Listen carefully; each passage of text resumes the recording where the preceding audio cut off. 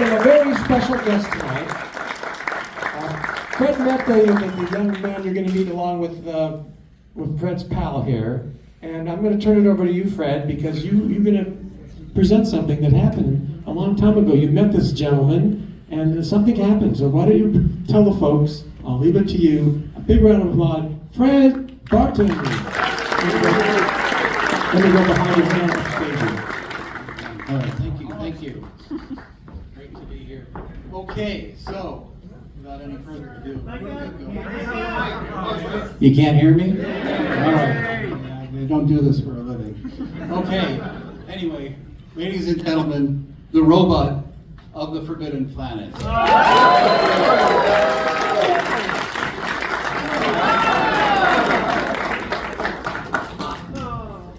Anyway, this is Robby the robot. Well, it's not the Robby from the movie. Well, it is, but it's not the original.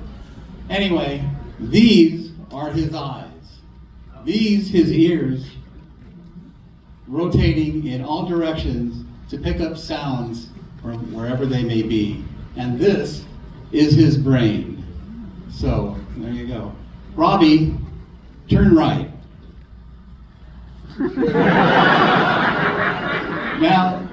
Now left. And back to center.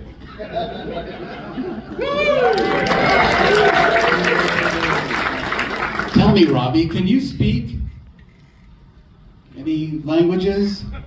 187. Anyway, I think Robby is saving his voice for his presentation. He's got a lot to tell you.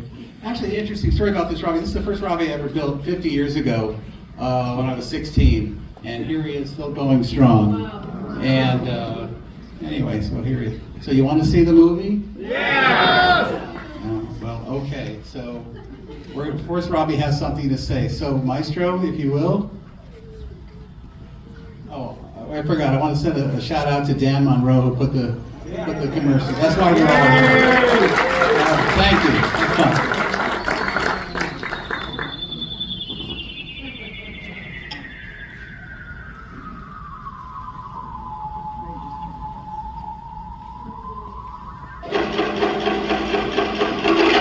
Welcome to the Fine Arts Theater, everyone. I am to transport you to the residence.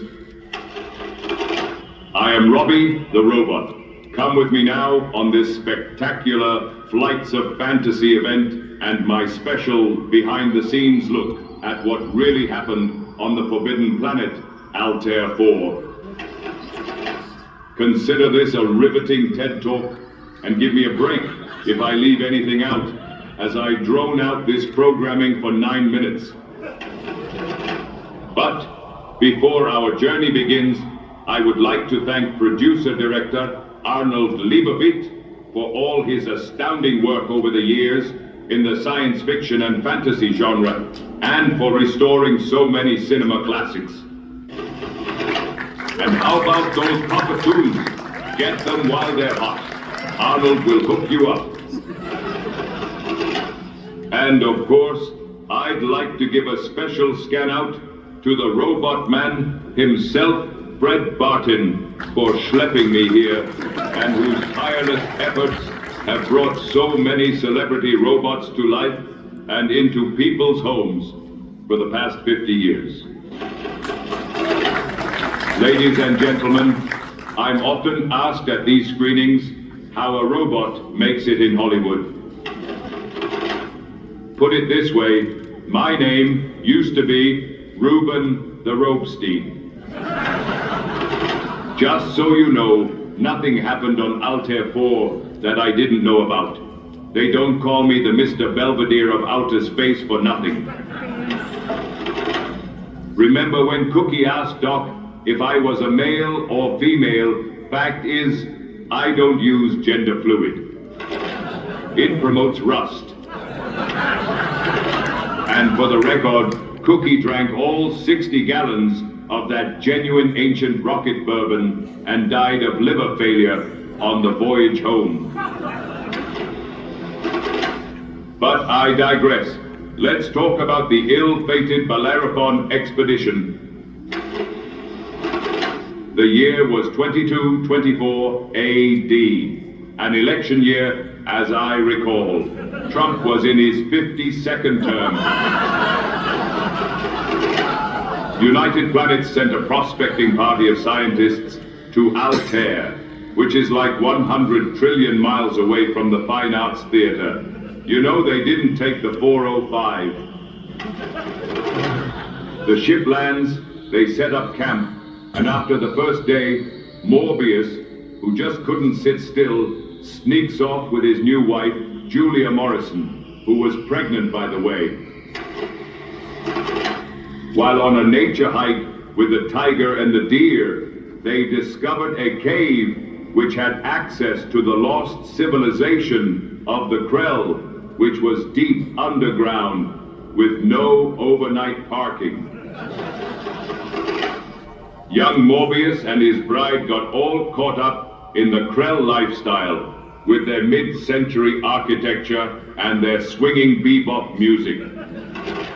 They wanted to stay on the planet as Morbius, a philologist and expert on words and languages, finally had a reason for coming along. He was able to decipher the Krell language and the incredibly complicated Krell recipe for tuna noodle casserole. Needless to say, after several months, the other members of the expedition were totally sick of eating tuna noodle casserole every night, especially since they were out of Malox, so they voted to return to Earth. This angered Morbius, as he and Julia longed to stay on Altair 4, far from the scurry and strife of humankind, whatever the hell that meant. One day, Morbius and the Bellerophon skipper were experimenting with the Krell stereo and put on these crazy headphones, and bam, it proved instantly fatal to the skipper. He exploded, and his body was plastered all over the Krell lab. Cleaning him off the dials proved difficult, even for the Mr. Clean Magic Space Eraser. Undaunted, Morbius the genius decides to try it the next day, because why not? He put on the headphones and manipulated the controls. The lights started blinking, the Eat at Joe's neon tubes flashed, but honestly it was something of a strain on poor Morbius. He looked pretty constipated. Suddenly a 3D image of Nikita Khrushchev appeared in the aquarium, and Morbius instantly set a new record for solving Rubik's Cube. Exhausted, he passed out for a day and a night.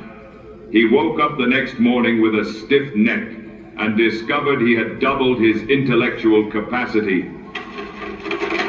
Coincidentally, moments after the brain boost, clean-shaven Morbius was instantly sporting a goatee. Even more striking, if that wasn't enough, one by one, in spite of every safeguard, the entire crew of the Bellerophon were torn literally limb from limb. It was like watching Gladiator 2. Only Morbius and Julia were immune, because they smeared lamb's blood over the Krell door. Now, Morbius, equipped with his artificially expanded intellect and a set of bootleg MGM blueprints, had the know-how to tinker me together. Honestly, it was the only cool thing he ever really did. Only now I get to do all the work. I built the house and hung the steel shutters for all the good they did. I even built him a Waffle House on the south side of the planet, complete with flying chairs and synthetic butter. Morbius was always calling me a simple tool and had me install that household disintegrator beam. Then he had this running gag. Robby, put your arm in there. Go on, put your arm in there. After about a month of that, I told him to put his tool in there. Anyway, after I finished painting the house, the happy couple moved in, and Julia gave birth to Altera. Sadly, Julia died soon after of natural causes. I told her not to eat the waffles. Flash forward 20 years, United Planets sends a relief mission to see what happened to the Bellerophon. Morbius calls them up while they're still in orbit with this get off my lawn attitude and warns them off. But Commander Adams refuses to turn the ship around after traveling through space for 378 days. So he lands his wobbly flying saucer back in the desert near the Waffle House. And Morbius always stretched the truth. Remember all those Bellerophon graves he showed the commander? He said he dug them with his own hands. Not true. I did. Morbius just sat around watching Forbidden Planet and eating tuna noodle casserole.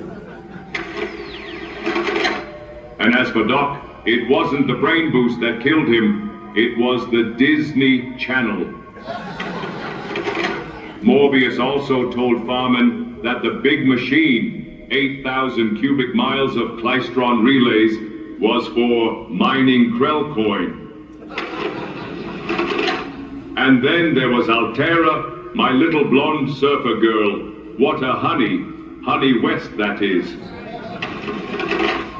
Thing is, she never knew any human being except her father. And she sure loved clothes. She had me making her a new dress 10 times a day. Every one of them was see-through. She must have thought she was going to the Krell Grammys, but puberty struck her hard, and by 18, she had a great set of C-57Ds. Well, I guess that's my time.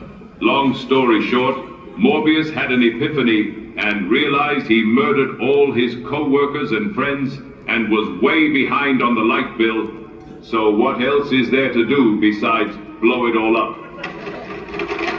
The Commander and Altera pack and make a beeline out of there. I hitched a ride back to Earth with them. Commander Adams married Altera. But wait till he finds out she's carrying the id monster's baby. Good night, folks. Enjoy the show. Now will someone please give me a lift back to the robot actor's home? I hear it's tuna noodle casserole night.